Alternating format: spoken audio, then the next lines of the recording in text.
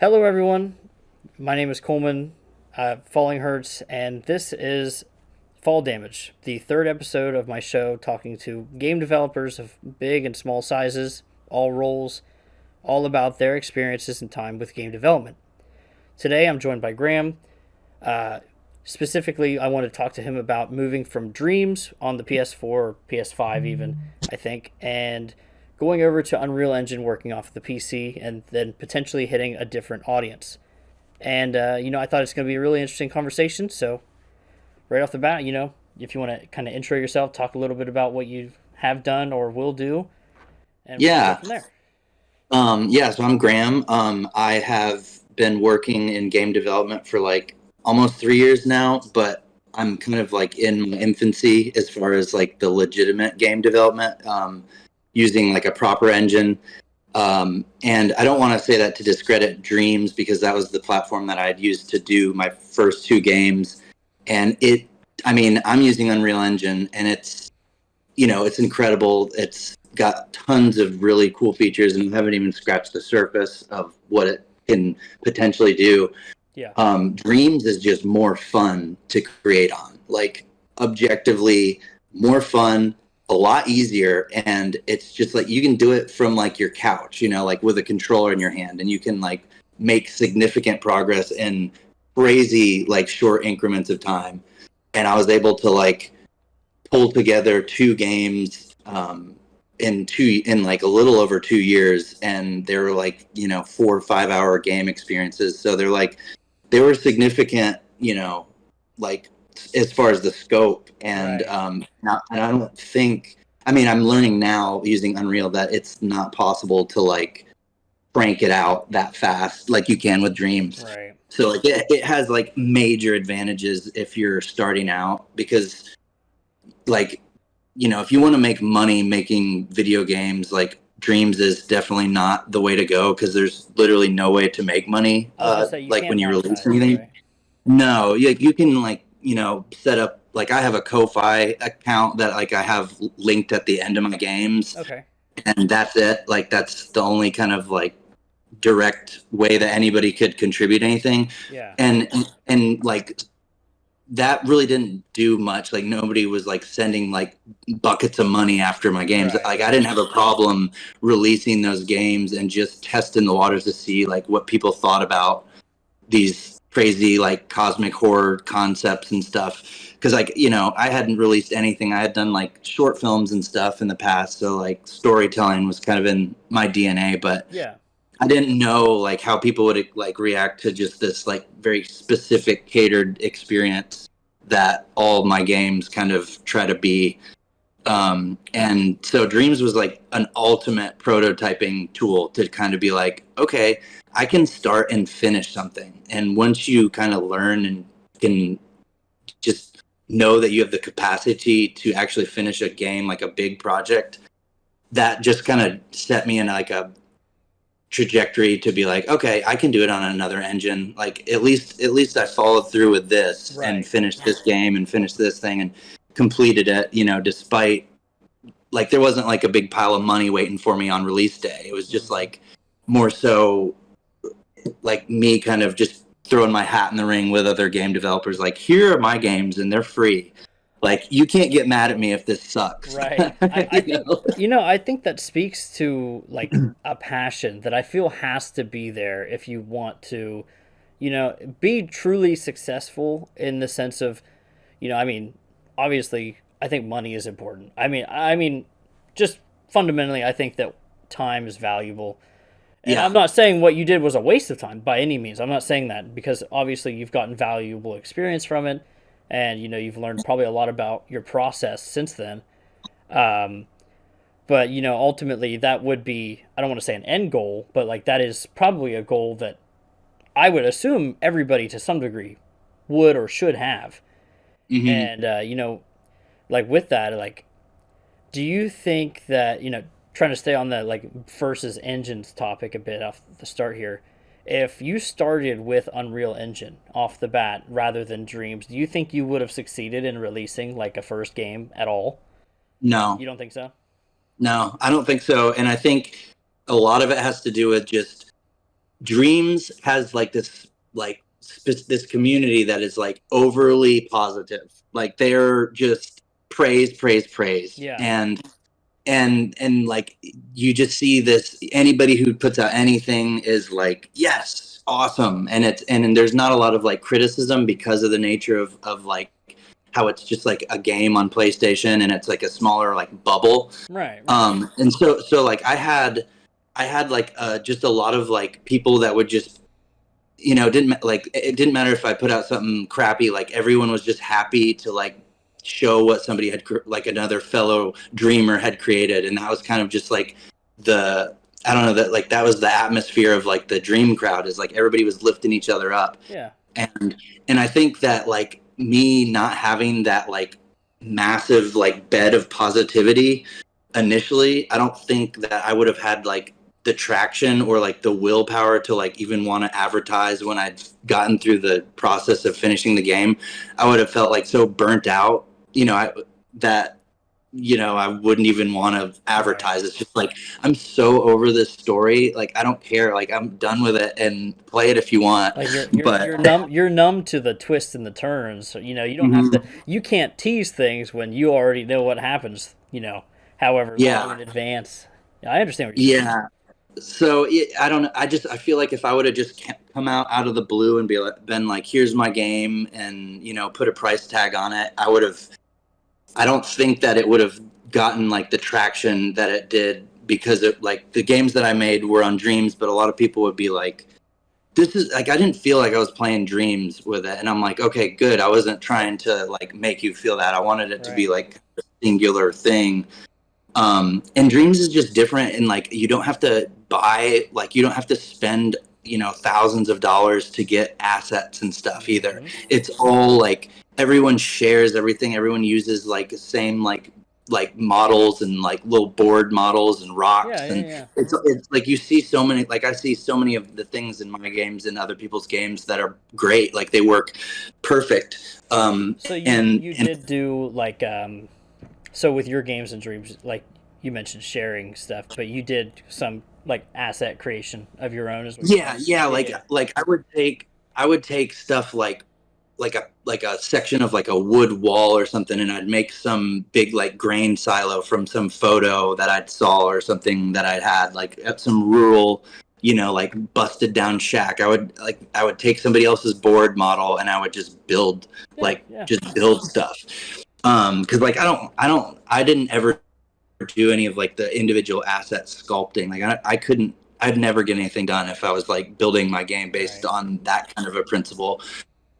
So like Dreams having just all you could want as far as assets is super great for like someone who's just starting out. Someone can be like, they could appreciate how much work it takes just to do it all for free, and then understand that if they're going to switch to another engine, they're going to have to buy assets if they're going to want to work the same way, or they're going to have to get this, or they're going to have to buy this computer and this graphics card. And it's like a very much like a different conversation when you're releasing a game with like with like a payday at the end of the tunnel, Right. Right. versus Dreams. It's like there was no obligation for me to finish it. I could update it whenever I wanted really easily. It was just like super casual, and I think that is what drew me into Dreams, was just that there wasn't like very much intimidation as far as like releasing stuff, and everybody, like I said, everyone's so supportive. But I don't know, like if I released something like Isle of Era's in Unreal,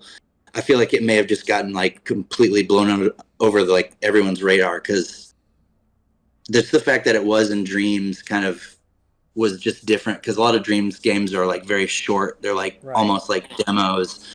So it was weird that these like this whole like thought out thing kind of existed like as a finished product Right. in general.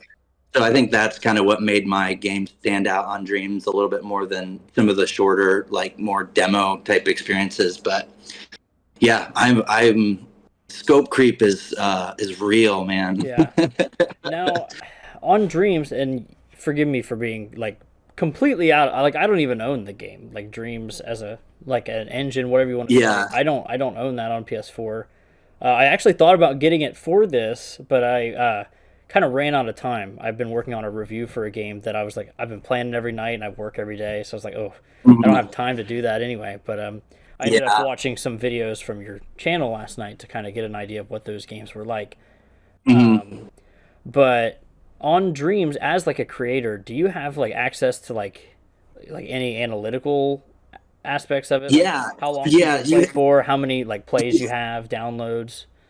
Yeah, it's really great. You can just as like when you get on, you can just kind of see how many hours or how many playthroughs Yeah. or how many individual players, and it's really cool to see. I don't know what it is, but they're like the metrics were. I was really impressed with how many people like were playing at like on release. There was just like a lot of people Mm-hmm. playing it, and then it kind of got like a second wind whenever some bigger YouTube channels like did streams of it. Like people were like, "What the hell is this?" And then they would go find it on Dreams and be like, this is cool. Like I would have never known that this would have existed." And I'm like, "Yeah." Because I can't really advertise it. Right, right. You Well, know, it's like a game that already people own it or they don't own it, right. and my game exists there, you know, regardless. But yeah, it's definitely a very like singular piece of technology that I think is super underrated. I wish they could port things over to that game specifically to PC so bad. That was one of my questions I had set up for today because that's been a bit of a discourse. I've been seeing it a lot on Twitter specifically over the last like month or so, and I've heard it, on a couple podcasts I listened to of like Hmm. why would they not just put it on PC? And then, some people are like, "Oh, well, maybe like the way the servers are set up, that would be tough." People that can make Yeah, stuff on they just don't. PC.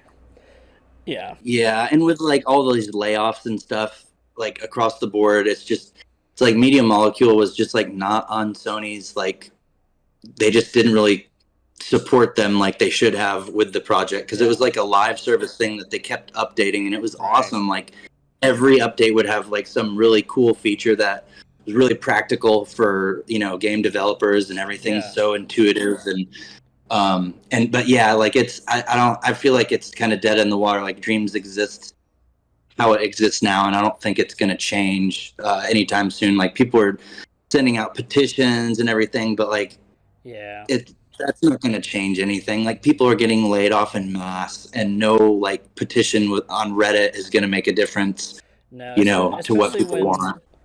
I think if they would have been smart, like truly, truly smart, they should have allowed creators to maybe even like, set a limit to it so you don't get crazy with it. But I think there should have been a way to like sell your game. Like, Yeah, have the license on it. That way they would get a portion of it, obviously. And then that would be like, if you're not getting any more Dreams game sales, maybe you're getting like people buying those games within the game. You know what I mean? yeah, that Which if was the you've got the dream, man. people, that's like the idea. Like, again, it all comes back to me.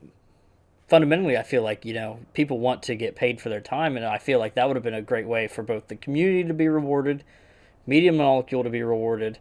And I Yeah, think they could have grown together rather than one stagnate and then therefore kind of not killing the community. But I mean, I feel like there's got to be a point where stagnation happens there as well. If it hasn't yeah. already, I'm not familiar. So, Yeah, and I haven't been on at all, and I don't know what kind of the numbers and stuff are doing, but like there are some creators like that are doing stuff on there still, like regardless of all this news, and they're just doing it because they have a game that they've invested so much time in already, and right. there's like a huge following of people that want to play it when it comes out. And honestly, like some of the stuff that's out there that when it does release, whenever it happens, there'll be like a mass like purchasing of Dreams whenever that thing comes out because there's like big projects on Dreams that are Yeah. like been ongoing, and it's sad to see the kind of the updates come to a close, but it happens. Right. Yeah, that's it's interesting like all of that stuff and then like how do I want to say, when you switch over to PC, you technically, depending on what platforms you develop for, what your lowest common denominator is, PC spec wise, generally speaking, you probably have a wider audience developing for PC, even if it's just PC and not consoles. Yeah, But yeah. you have a wider audience. But with Dreams, when you put out those games, you said they had a really great like starting metric, and then they had those second wins. You Hmm. know, I think you kind of also have to consider you had a captive audience as well. Like, people on Dreams, Yeah, they want to play stuff in Dreams. So, that's always something to consider as well, which I think is really exactly. cool. Yeah, and a lot of people like would just watch playthroughs of it because like with my games, it honestly like if you find someone who has a full playthrough of it, you get the experience kind of just watching, watching somebody else play through it, and then um, so like a lot of people would be like, I want to play this, but like put it on PC, and I'm like, Right. yeah, I wish I Right. could just throw that game on PC. Like I would do it, and I would give it to y'all for free, but I can't, and Right. that's not going to be a thing. If my games are going to be on PC, like I have to make them from scratch without touching a single bit of the code or anything from my other stuff. So What I was going to ask was bouncing off of that. I wasn't sure if you were finished. Would, if let's say this current game goes well, or it generates some excitement, and you've mentioned that these games all share the same kind of universe to me already. yeah, Um, would it ever be an option to go back and basically port those two games? Maybe even have that like extra bit of income while maybe working to whatever the next thing would be. Even if it's like smaller, like you're yeah, following kind of that guideline of what you've already created. So it's not the, I mean, it is the yeah, creative process still, but it's like you kind of are following your own blueprint in a way. So I mean, don't get me wrong. yeah. I know. I've thought about yeah, I've thought about the kind of just if this game the Endarkenment, if it gets anywhere close to kind of as well received as any of my previous things have been, Yeah. then I definitely feel like there would be morale there to be like, okay, let me see if I could make like Juniper and Unreal, and because I feel like I have a lot of the pieces I need to make them like just laying around. It's just, do I want to bite that off, and do I want to make game developers will tell you this, like, do I want to make my same game again in a Right. more complicated fashion? So it's like Right. right now I don't want to do that, but if after the whenever, I don't have no idea when this game is going to release, but whenever I'm done with it, like there'll be that void again where I'm like, Right. I'm feeling like I need to do something creative, and that always happens like right after I finish any big project. Like 2 weeks will go by, and I just have to like Gotta create mess something. I with it. have to like start something, start thinking of some lore of some story, and so whenever this is out of my mind completely, and I have like a clean slate, I could see the capacity to like Yeah. want to potentially do that down the road. Um, but yeah, it'll depend on the reception of this too. If it flops, I'm gonna be like, I'm gonna go back to filmmaking. Yeah.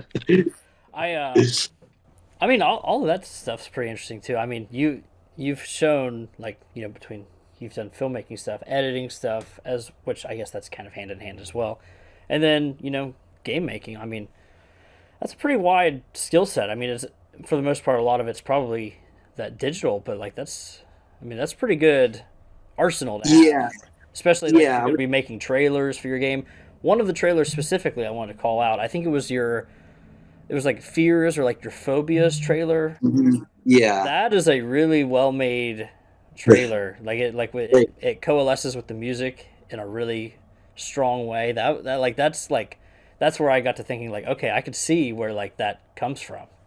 Yeah, cutting the trailer at the end of the process is absolutely my favorite part of the whole process of game Really. development. 'Cause I don't know, because that feels like I'm back in my filmmaking world, Yeah, and yeah, yeah. and I can kind of tell a story cryptically in a trailer that makes people want to see more, and that's definitely my favorite part of the process for sure, because it kind of lets me combine a lot of the knowledge and kind of everything I've learned from both fields, like what's important to show, what's not, and Right. that's a big one. Okay. Okay. So I had a couple more questions about, kind of the current game you're working on, your switch over. And then I just wanted to end with a couple of more general questions. that I'll get into those in a few minutes. But one of the things I wanted to ask you, I've been kind of following your trials and tribulations of getting a Steam page set up. I've been seeing your tweets about this and like your struggle of getting certified. Is that like Yeah. basically what you're waiting for Hmm. as far as that Yeah. goes? Um, It's yeah, it's just I've sent like I updated my ticket this morning, yeah. and I had like done the thing where you take a picture of your like ID and then a picture of you with Pin the your logo ID. to it. Like, hey, yeah, I Yeah, got you. and I sent that off to the Dropbox and everything, and I haven't heard anything in 15 days or so, and I'm just sitting here. I need to get the Steam page up like yesterday, Right. but I feel like I'm still months away from that thing coming out, just at the rate of how this is going. I've never. I always hear bad things about Steam support, but at the same time, I've never had an issue myself. So I don't. Okay, It's yeah, so it's hard all to. just Yeah. it all. I think it all stemmed with like an email that they were supposed to send never got sent, requesting like the ID, and Yeah. that kind of just made the whole process get clogged up, and it's taken what should have been 10 days is like 40 something days. Oh, But eventually, I'll get there, and I got plenty of time to formulate whatever that page is going to look like in the meantime too. I got you. Um.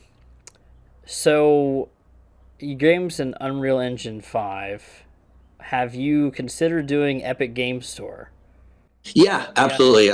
I'm going to. That was something that one of my friends had mentioned to me, and he's like, "You need to do that if you haven't already." So I haven't even started that process, but like I said, I feel like this game is the like realism is kind of I guess it's like the magical realism that is kind of my genre where I kind of like things to feel grounded, Yeah.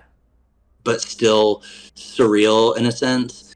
And I'm just having so much fun making like massive environments that I couldn't possibly have made in dreams. Yeah. And so I don't know like if I need to, with the epic process, like I'm probably still a ways off from needing to start that and getting that going because I don't cut a trailer until I'm really close to kind of having everything connected together Right. because I want everything to look as final as it possibly can and not have to feel like I need to recut something because the scene's been reworked since then. And Right. so That that's makes like sense. really late into the process, and I know that's something that you want to have when you launch your Steam page.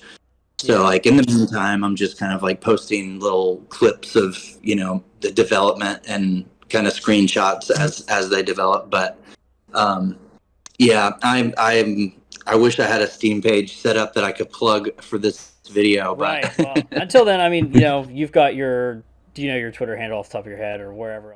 The Steam capsule, I think, is what they refer to it as, where you've got like all your descriptions. You've real nice trailer, couple great screenshots, the pretty images, maybe gifs down throughout your description of the game. oh yeah, Like that's gotta have some all. motion. Yes, and it flows really well. I don't know if you can. I know there's something to the hover factor. Like if you hover your mouse over something on Steam, there's a way that I don't know if it just plays the game's trailer or specifically there's a GIF that kind of shows that quick little bit of gameplay. I But gotcha. Yeah, I that, need to learn all that yeah, because I want it to have like a lot of the bells and whistles, and I kind of already have a brand kit built out just from kind of what I've done so far. But hmm so like I have a lot of the pieces, but I do definitely need to make sure that it all looks really kind of seamless right. and up to par with everything else on the store these days.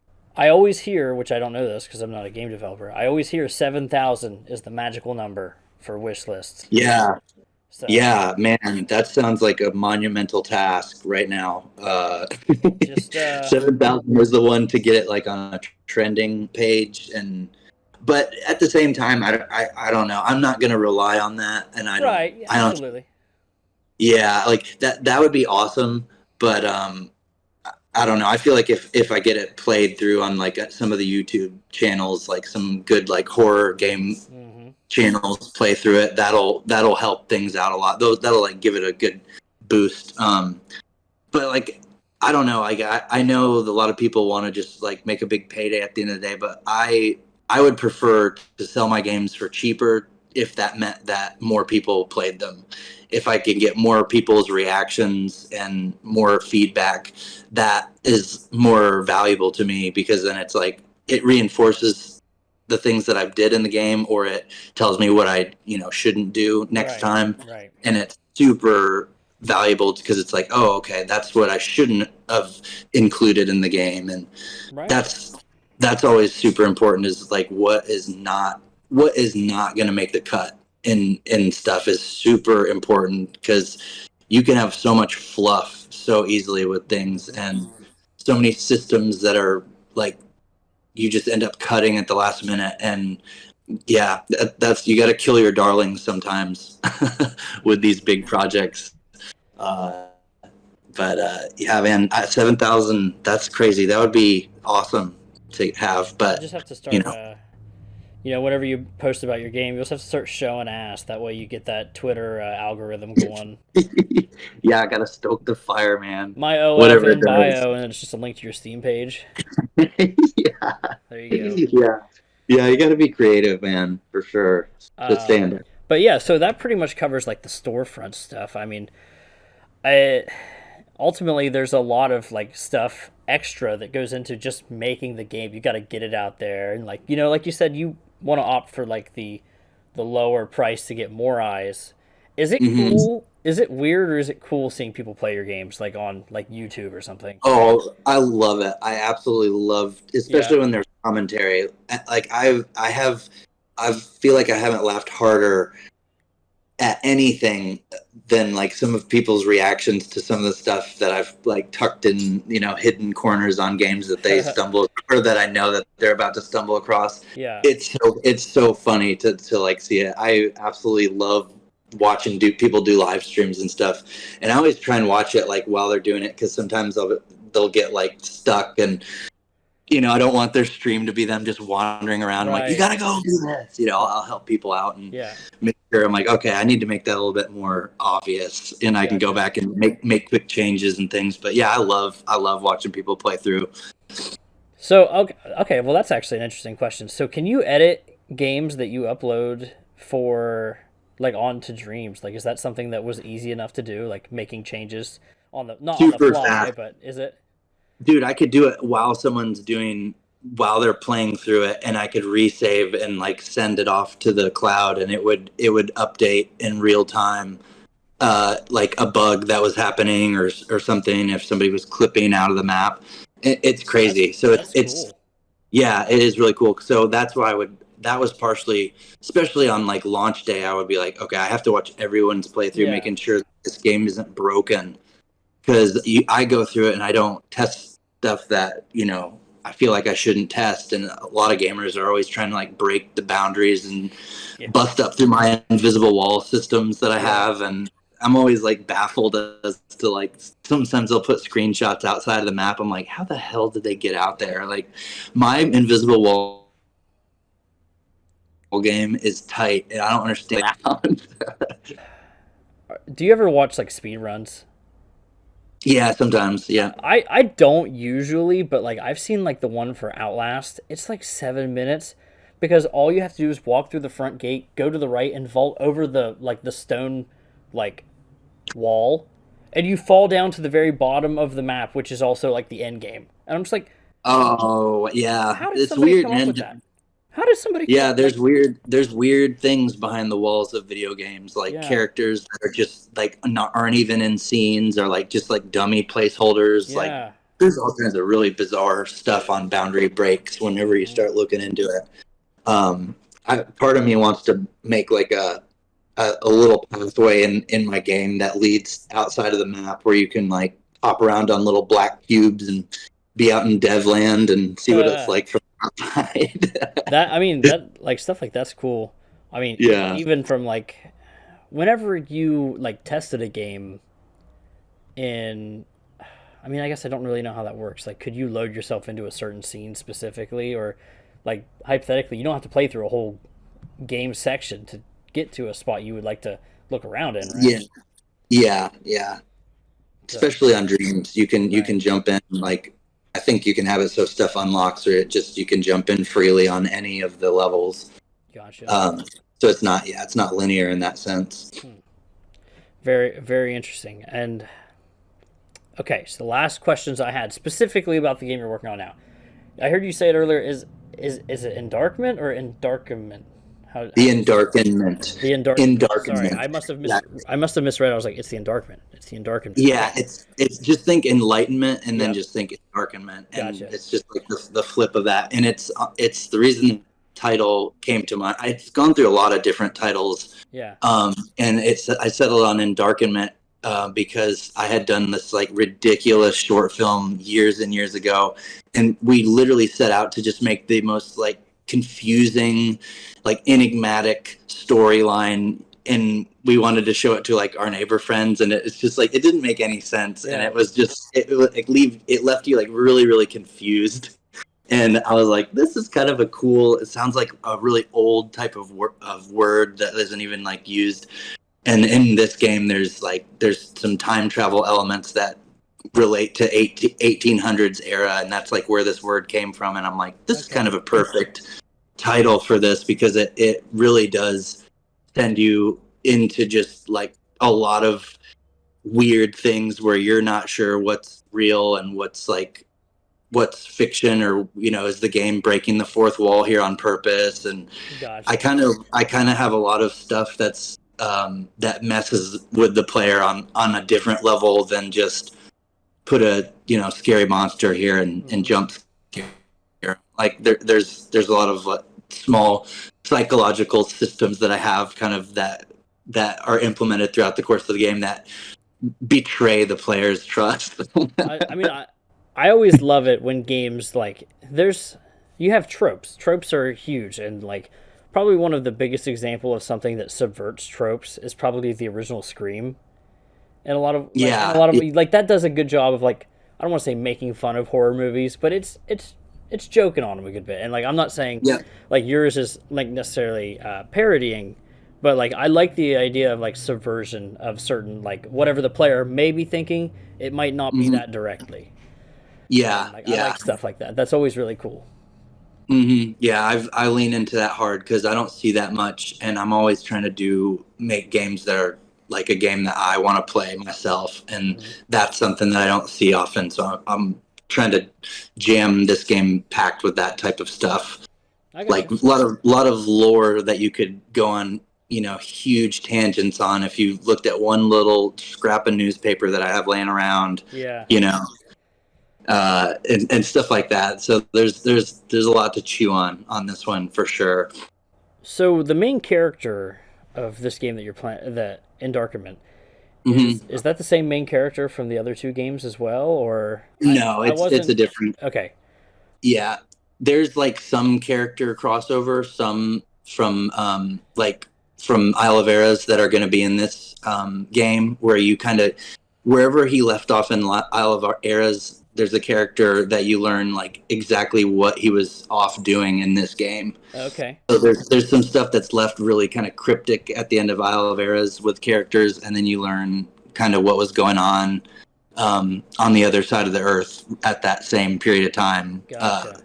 as you play through this one. So yeah, they're all set in the same universe That's technically. interesting stuff. Yeah, I always love a shared universe. I told you that when you told me that they were connected. I always love stuff like that.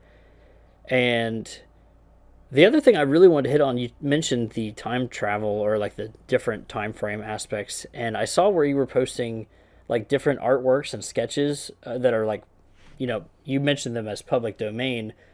Hmm. First off, like, were some of those like happy accidents where it's like, oh wow, this is a lot, like because I saw one of your tweets was very much like finding stuff that's very similar to the vibe I'm going for basically, Hmm. and then other times Yeah. just like I think public domain is such a cool thing. I really do. I think I've got a friend, Brandon, the Ghost at Dawn, the Oh guy yeah, who made the yeah. one game. He's got this whole series plan of like it's like an anthology, like each game different. He just same main character. He's a detective going through and does different things. He's revealed that the final game in the series, which is coming out in like 2030 something, Hmm. is versus Batman. I was like, what? And then I found out I was like, Batman's a public domain by then. I'm like, oh no. That's ingenious, dude. That's That's gonna be crazy time on Earth. Yeah, I'm more worried for Spider-Man. Batman's gonna be crazy, but could you imagine Spider-Man in the public domain? Like, there's Yeah, people will already go so nuts. much. There's a Yeah, oh that is man, interesting. But yeah, some of that stuff, like I'll make little subreddits for my games early on the yeah, development process, and somebody messaged me and they were like they saw some of the screenshots and they were like, hey, you should read this book and look at all the art and stuff because it seems like very much in the vein of like your story. And I didn't read the whole book, but I watched like hour-long videos of people like now like analyzing, yeah, what it was yeah, and cut through all the fluff. And it was like baffling to me when I was reading it because it felt so similar to kind of the story that I was trying to tell that I was like, I'm gonna like implement some of this into the game itself because it's so perfectly aligned. And if people look into it further, it'll literally blow their minds with how if they were to go out of their way and like read the book yeah, and play my game and then have read the book afterwards, it'll be insane. And like it felt weird because I was like, man, it honestly feels like I've ripped this off in advance. But I had never known it about its existence, but it felt like I was ripping it off when I was reading it. I'm like, this is great. Like this is super good source material, and it yeah. is public domain, and it's one of the most obscure things I think I know about on Right. in the whole world.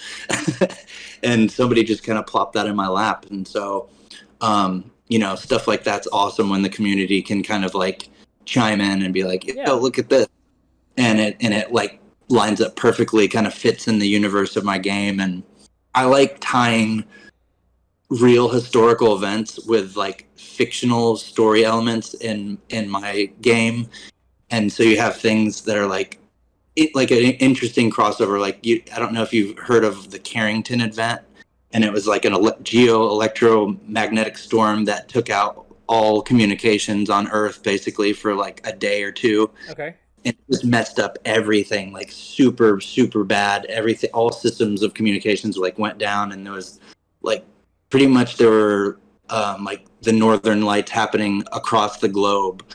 And so I have like an element of my story that kind of explains why that happened, and you don't like learn that until later on in the game, like exactly what. But it's like, oh, so the Carrington event was a result of this character doing this, and that Gotcha. created this actual real life phenomenon I that no love one really could yeah. make sense of. I love stuff like that. Yeah, Um, historical. I guess would that be technically like historical fiction? Technically, right? yeah, yeah. That's a cool genre to be into. I mean, that's a Hmm. like to have that be able to put that. That's always cool. I always liked what like Assassin's Creed and stuff like that. Kind of they gave a little depth Yeah, to public figures, I guess. Um, so in I don't want to say as few words as possible, but like as a tagline, the Endarkenment. Like, what would you say to sell the game? Like with the genre, kind of what the hook is. If you could leave it with yeah, that, I kind of want to have that somewhere in the video so people can like get a good idea, maybe leaving this, what to, expect to get yeah, into. So, and then we'll kind of yeah. round out. Okay, yeah. So it's a incredibly complicated narrative, I will say, just right off the bat. So it is kind of hard to just like pitch it. Okay. But the best way I've kind of summed it up, that makes sense to me, and it's like this is still even complicated. It's layered, but it's a video game about a missing film crew. Okay, who's in Antarctica, and they are making a documentary about a book that is that was inside of a like a time capsule, like one of Okay. those bicentennial time capsules. Yeah. In the book is like a prophecy explaining that this group of people will come and tell this story and like expose the secrets of this area. And so it's like a self-fulfilling prophecy. Like they open up this time capsule, read this book that's telling them exactly what they're going to do, Yeah. like what this film crew is going to do. The film crew goes missing before the game even starts, and you just show up as the brother of like this girl Sophie, who's your sister. And she's like the main like director of the film and the project and everything. and so you're just kind of like trying to find your sister. But beyond that, like beyond that simple drive, as like, you know, it's just kind of man versus environment at that point, Yeah. because there's like no trace of them at all. There's just kind of like abandoned film sets all out in the middle of nowhere, and you kind of run into that at the beginning. But yeah, so it's like it's really got like a lot of different layers of story going on at once that you only, you know, you're only getting like partial bits of the information, but it's Yeah. enough to kind of, so it makes sense in my head canon. Yeah, like a video game about like looking for a missing film crew who's making a documentary about a book that tells the future, basically. And that's kind of like it in a nutshell. And The Endarkenment is that book. That's the name of the book. Gotcha. Um, Okay. and so yeah, and it's got so much lore. Like the I haven't even properly written out all of the lore that I have, but there's like multiple timelines and stuff that you have to think about. And I always really bite off a lot when I make a narrative. I'm like, okay, so I have to be thinking about what was going on like 250 years earlier, and what would that look like now? And yeah, so like if you've liked any of my previous games, this is just like an amalgamation of all that, all of the things that I feel like were successful of my first two games, kind of pushed into this whole new setting and some familiar characters. I gotcha. But yeah, it's cosmic horror, it's existential dread, it's psychological. All in the daylight, right? That was part of Yeah, the yeah. thing that kind of caught my That was eye. one of the things. Yeah, that was one of the things that I was wanting to. And then also, I don't want there to be blood in it either. Like, I don't want to have a lot of like gore and stuff like that, Yeah. because you like, not that there's anything wrong with that, but I just felt like that was a challenge. That would be a really like noble challenge to try and do, like a broad Yeah, daylight yeah, kind of yeah. midsummer type of thing going on in Antarctica. And I haven't seen that, you know, I haven't seen that at all. And I don't like when games are dark personally. Like, I hate it. I hate like the nighttime exteriors around places. Like, I want to be able to just see stuff. I want to appreciate the environmental design. I get And that. so, yeah, everything's in broad daylight. I think that's actually, interestingly enough, that's something I kind of go back and forth with myself, because I feel like there is a place for darkness in horror at times. Like, it's not necessary, but there are times when I feel like the darkness can lend to the horror, but then there's also times, I mean, I've played plenty of indie games. I say specifically indie because usually at the higher budget games, it's not really an issue, where I do feel like the darkness is there less for the actual atmosphere and more for the crutch of, hey, these models didn't look as good as the ones over there in the light. Yeah. It's dark now, which is fine. Yeah. I'm not here to say like one way or the other what's the right artistic choice to make in that setting, but I think it's a noble cause to want to like try to scare somebody or unnerve someone strictly in the daylight or with the lights on or whatever. Yeah. Like, my favorite personal in those moments, like if I think of like a movie, is like, hey, I'm in the woods, birds are chirping, all this is going on. Maybe I make like I step, it's too loud, everything's quiet. You know what I mean? Like, there's Yeah. no chirping, there's no animals, anything nearby, and it's like something is wrong, even if you don't see it directly. You know Yeah. what I Yeah. mean? I like that too. That is like, if sound, man, sound is Sound is huge. my weapon. I spend so much time just making like soundscapes for ambience of like the areas, where I'm just spending so much time like editing the audio in Premiere and just exporting a wave and throwing it in my scene, making like a 5-minute track that's just ambient noises of like metal groans and, Yeah. you know, just really subtle things. And that's huge. That's like 50% of all of the atmosphere. You know, you can do a bang up job with pretty visuals and stuff, but like, if the sound doesn't match, people don't buy it. Yeah. And it's like, it often, like, they don't know why they don't buy it at first, and it's like, oh yeah, this sound is just crap. Like, it's not, there's no ambient noises for anything. It's like empty and hollow. Right. So yeah, sound is like very, very huge for this project, especially because doing sound and mixing and stuff on Dreams was tough. You had to like record and upload your samples, and it was a chore. It was like 15-second samples you could record and upload.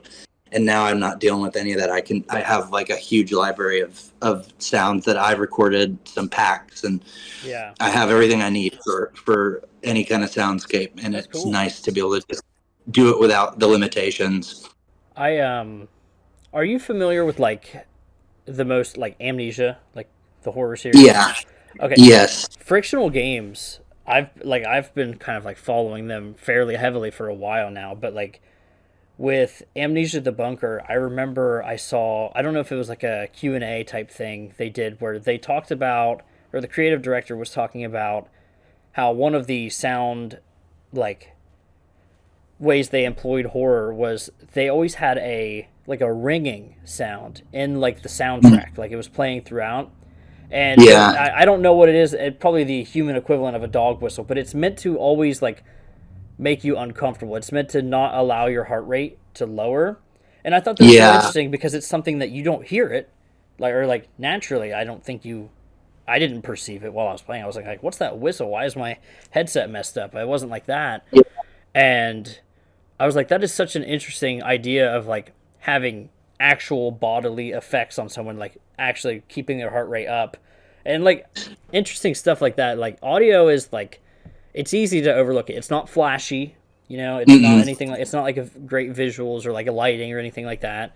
It's not like a creature design, but it's like it is just as fundamentally important as any of it. Yeah, and you can really like use it to creep and to add tension, and like I'm very sparing with music. Yes. So like I have a composer that's been working on this, and he's awesome. He's been killing it with everything he sent me.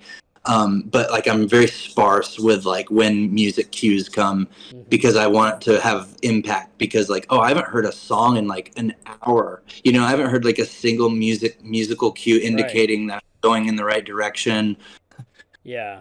or anything is like going well, or anything. It's just like I feel like alone out here.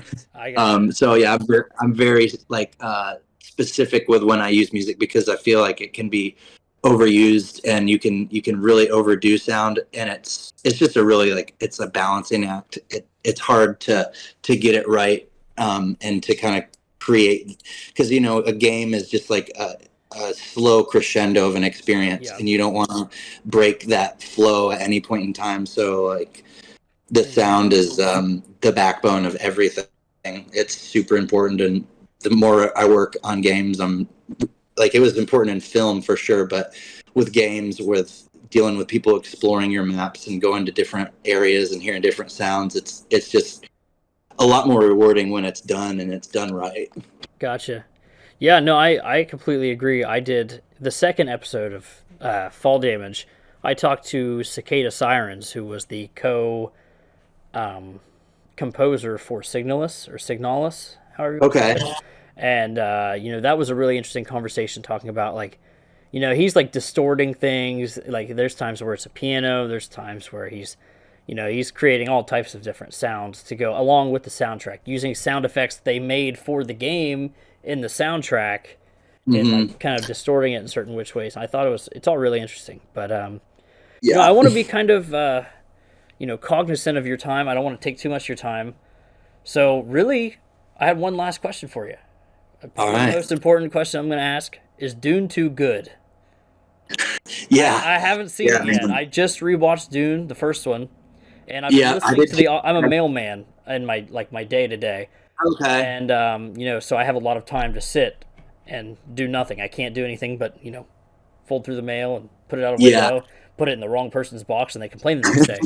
But I've been listening to the audiobook. I'm like 12 chapters in, which is about halfway through the first book, I want to say, Okay. or about Yeah. through the first, yeah, well, through the first movie, I should say. And so I'm kind of getting caught up. I've seen that new survival game, that Dune Awakening. Oh yeah, that looks cool. It looks insane. It looks way cooler than I thought it was going to. I was like, okay, you build a hut in the desert and a worm comes and destroys it. Cool. Yeah. But then I saw they had like wall climbing. You had the 100 killer darts you could use, and it looks like there's NPC enemies. I'm like, that Yeah. sounds a lot cooler than I expected.